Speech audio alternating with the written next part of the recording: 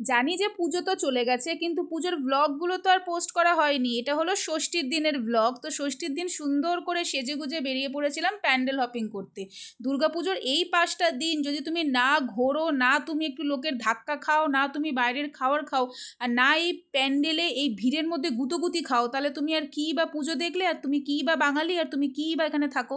তো ষষ্ঠীর দিন ঘুরে ফিরে একটুখানি ঠাকুর দেখা কমপ্লিট করে আমার রাস্তায় বেরিয়ে খিদে পেয়ে যায়। আমি অ্যাকচুয়ালি ঠাকুর দেখতে কম আর খাওয়ার খেতে বেশি বেরাই, বি অনেস্ট। তো এখানে চলে গেছিলাম ষষ্ঠীর দিন একটু খাওয়া দাওয়া করতে। তো আমি এখানে নিয়েছিলাম চিকেন তন্দুরি, তার সাথে এখানে ছিল মিক্স ফ্রাইড রাইস, তার সাথে ছিল এখানে একটা চিকেনের আইটেম। সমস্ত কিছু খেয়ে দিয়ে আবার প্যান্ডেলে দেখা বা ঘোরা। এই হলো আমার চকলেট শেক, যেটা আমি নিয়েছি। তারপর এই কি জানি আর এখন এটা খেতে খেতে আমি বাড়ির দিকে অগ্রসর হব। ধ্বংস করে, যার কোনো মানেই হয় না, সেটা খেতে খেতে আমি বাড়ির দিকে এগাই। আমি বলছি আমার জীবনের পয়সাগুলো এইভাবেই ধ্বংস হয়ে যাবে, কারণ আমার মনে হচ্ছে আমি এইভাবেই পয়সাগুলোকে